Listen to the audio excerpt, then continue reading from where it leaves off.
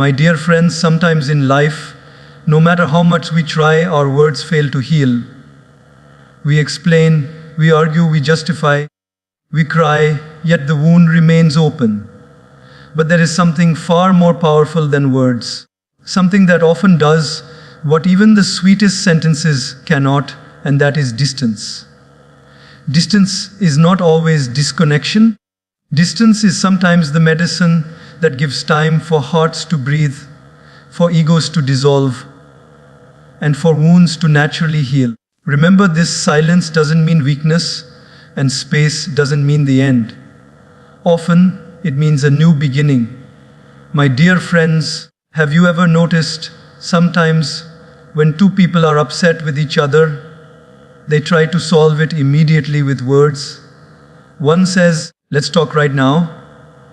The other says, "No, leave me alone." And then the talking begins. What happens? Instead of resolving the issue, it often becomes worse. Why?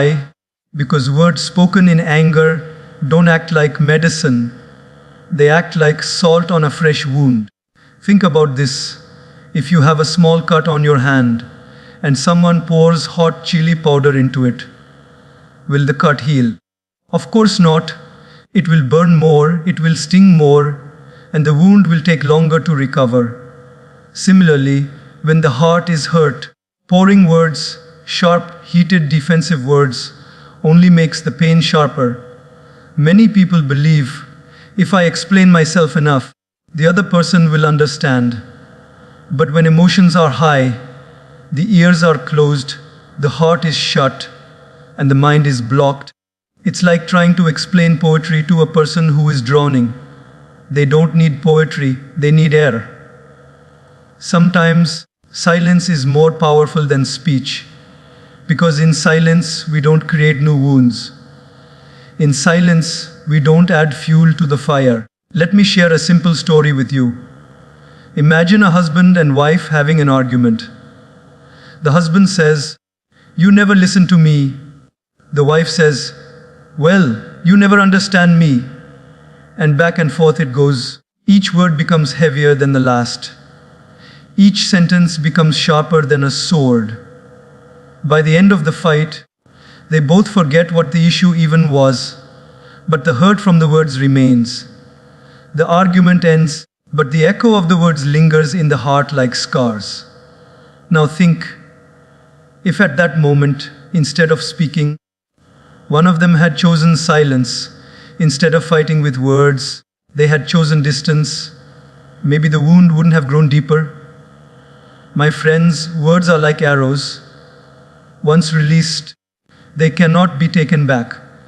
And the truth is, sometimes we speak not because we want to heal, but because we want to win. And in the process of winning the argument, we lose the person. That is why distance becomes so important. Because distance stops us from saying things we'll regret. Distance stops us from adding new wounds while the old ones are still healing. Distance gives us a chance to keep our love safe from the damage of our own tongue. So remember this, when the heart is bleeding, don't rush to speak. Don't rush to fix it with words.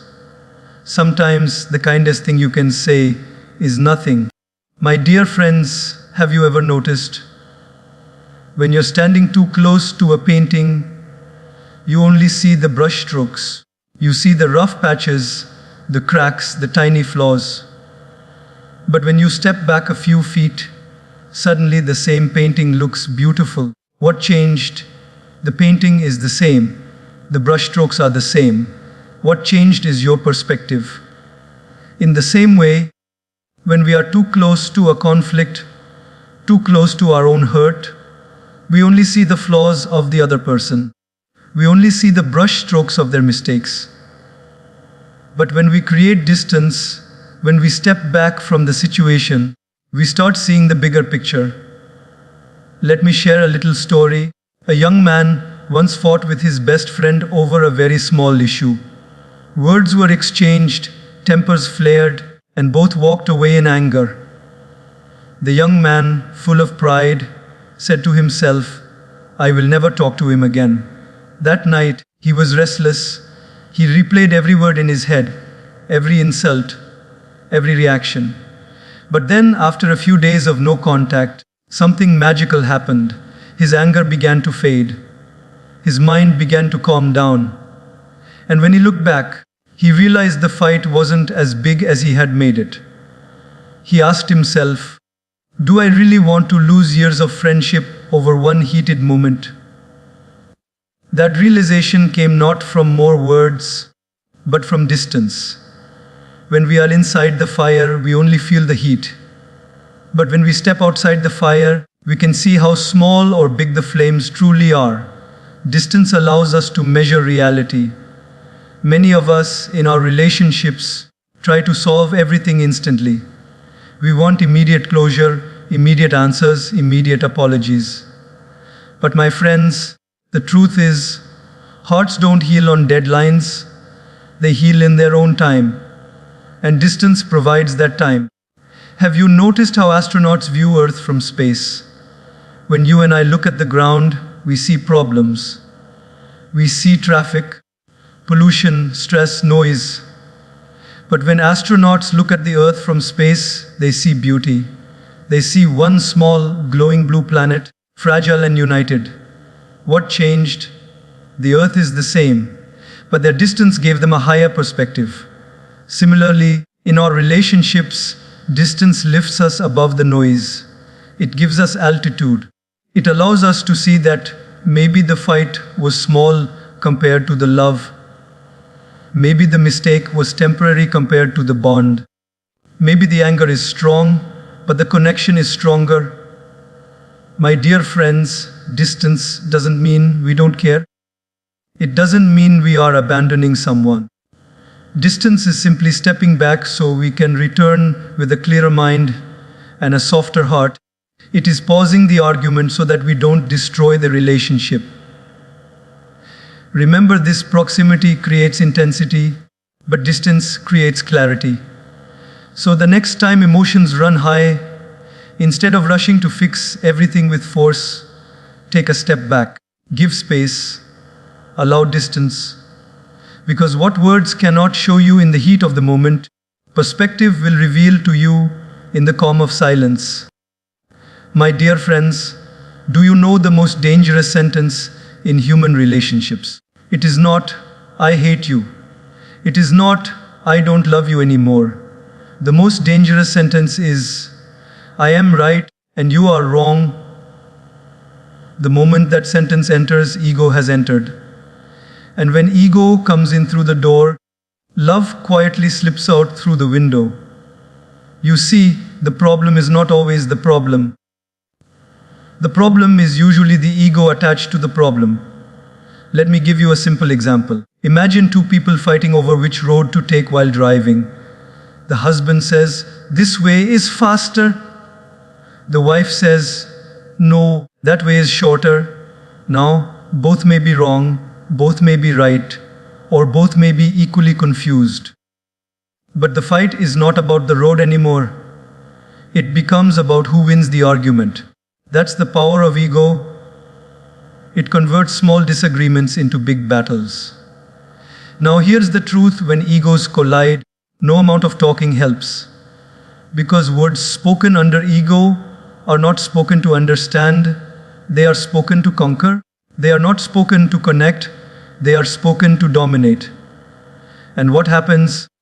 Two people who love each other begin to act like enemies on opposite sides of a battlefield. This is where space becomes a healer. When we create distance, when we step away from the battlefield, the ego begins to shrink. Why? Because ego needs an audience to perform. If there is no one to argue with, no one to prove wrong, ego slowly loses its energy. Think about fire. Fire needs oxygen to keep burning. Ego needs conflict to keep surviving. When you take space, you cut off the oxygen, and slowly the flames of ego die down. Let me share a small parable. Once there were two rams on a mountain. They met on a narrow path, and each one refused to move aside. One said, I will not step back. I am stronger. The other said, I will not move. I am greater. They locked horns, pushing, shoving, refusing to give way. Hours passed, but neither was willing to let go. Both were exhausted, bleeding, and stuck in the same spot. Now imagine if one of them had simply stepped aside, let the other pass, both would have continued their journey without harm. But ego made them prisoners of their own pride. Doesn't this sound like many of our relationships? Locked in battles where nobody wants to step back, nobody wants to give space, because stepping back feels like losing. But my dear friends, stepping back is not losing. It is choosing peace over pride. It is choosing the relationship over the argument.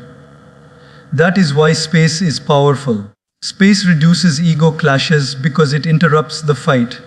It gives us a chance to breathe, to reflect, to realize, maybe this argument is not worth my peace. Maybe this fight is not bigger than my love. When you take space, you are not surrendering to the other person, you are surrendering to wisdom. You are choosing healing over hurting. You are allowing the ego to dissolve so the heart can speak again. Always remember, in relationships, the goal is not to win against each other. The goal is to win with each other. And sometimes, the only way to win together is to step back, create space, and let the ego rest. My dear friends, have you noticed something very interesting about our emotions? In the heat of the moment, they feel like a storm. They feel permanent, unbearable, unstoppable. But give them time, and suddenly the storm becomes a drizzle, and sometimes it disappears altogether. Think about it. The last time you were very angry, furious, red in the face, trembling with rage, didn't you feel as if you would never forgive, never calm down? But after a few hours, maybe a day, maybe a week, your anger softened. Why? Because time is the great healer of intensity. When milk is boiling on the stove, what do? We don't argue with the milk. We don't scream at the milk. Stop boiling, stop overflowing. We simply turn off the flame and wait. With time, the milk cools down on its own. In the same way, when emotions are boiling inside us, anger, hurt, frustration, if we keep adding words, if we keep stirring the pot, it overflows. But if we step back, give space, and allow time to pass, the boiling calms. Let me share a story. A young woman once had a huge fight with her sister. In the argument, she shouted, "I never want to see your face again." Her sister shouted back, "You are dead to me." At that moment, both believed those words. Both believed the relationship was destroyed forever. But then a few days passed. The young woman looked at old photos, childhood memories, moments of laughter. Slowly, her anger began to feel smaller compared to her love. By the end of the week, she said to herself, "What nonsense! How can I throw away years of love over one moment of anger?" Did the love come back through more arguments? No. Did it come back through explanations? No. It came back because time softened the intensity.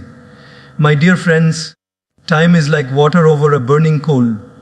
At first, the coal is fiery, but pour a little water, wait a little while, and it turns into harmless ash. Our emotions work the same way. They are fiery in the moment, but harmless later. That's why rushing to resolve a conflict can be dangerous. When we rush, we speak while the fire is still raging. We make promises we can't keep. We say words we don't mean, and later we regret them.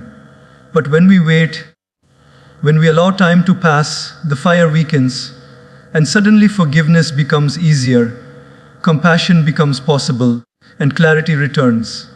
It is often said, don't make permanent decisions on temporary emotions. Why? Because emotions are like waves in the ocean. They rise high, they crash loudly, but they never stay forever. Time ensures that no wave, no matter how big, lasts endlessly. So, The next time your emotions feel unbearable, don't try to solve everything immediately. Don't force the other person to talk right away. Instead, step back, allow time to pass, because what feels like a mountain today may feel like a pebble tomorrow. What feels impossible to forgive in the moment may feel natural to forgive with time. Always remember this simple truth: time doesn't erase love, but it does erase intensity. And when intensity fades, love has space to breathe again. My dear friends, have you ever realized that silence can be louder than words? We often think silence means weakness. We think silence means we have nothing to say. But in reality, silence is not empty, it is full of meaning. Silence can say things that even the most beautifully crafted sentences cannot. Sometimes silence says, "I value peace more than winning this argument." Sometimes silence says, "I refused to add fuel to this fire." And sometimes silence simply says, "My love for you is bigger than my need to prove myself right." Let me give you an example. Imagine two people fighting. One person is screaming, shouting, throwing words like daggers. The other person is calm, composed, and silent. Who looks stronger? The one who is shouting or the one who is silent? True strength is in silence, because silence requires self-control, and self-control is the highest discipline. Silence is not weakness, it is wisdom. There's a small story of a monk who was once insulted by a man in the marketplace. The man shouted at him, mocked him, called him all sorts of names. But the monk stood quietly, not reacting at all. After some time, the man got tired and left. A disciple who was watching asked the monk, "Master, why did you not say anything? Why did you remain silent?" The monk smiled and said, "If someone gives you a gift and you refuse to accept it, who does the gift belong to?" The disciple answered, "It still belongs to the giver." The monk said, "Exactly. His anger, his insults, they are his gifts. By staying silent, I refuse to accept them." That, my friends, is the power of silence. It protects us from carrying the burden of someone else's negativity. Silence also gives us dignity. Words can make us look small, but silence makes us look tall. Have you noticed? Great leaders, wise people, spiritual teachers, they don't waste words in arguments. Their silence carries authority. Even in relationships, silence can be the greatest healer. A couple may fight, but when one chooses silence, not out of arrogance, but out of love, it prevents the argument from escalating. Because words add fuel, silence removes it. Silence becomes the water that cools the flames. Silence is also a teacher. When we stay silent, we start listening. Not just to the other person, but to our own heart. We hear what anger was trying to hide. We hear what pride was trying to cover. We hear the truth beneath the noise. Let me share one more thought.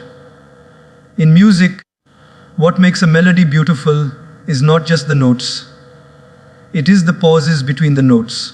Without silence, music would just be noise. Similarly, in relationships, it is not endless talking that makes it beautiful. It is the right balance of words and silence. So, my dear friends, remember this: when words can hurt, let silence heal. When words can break, let silence protect. And when words can confuse, let silence bring clarity. Because sometimes silence is not the absence of communication. Silence is the deepest form of communication. My dear friends, sometimes the greatest damage in relationships does not come from what we feel.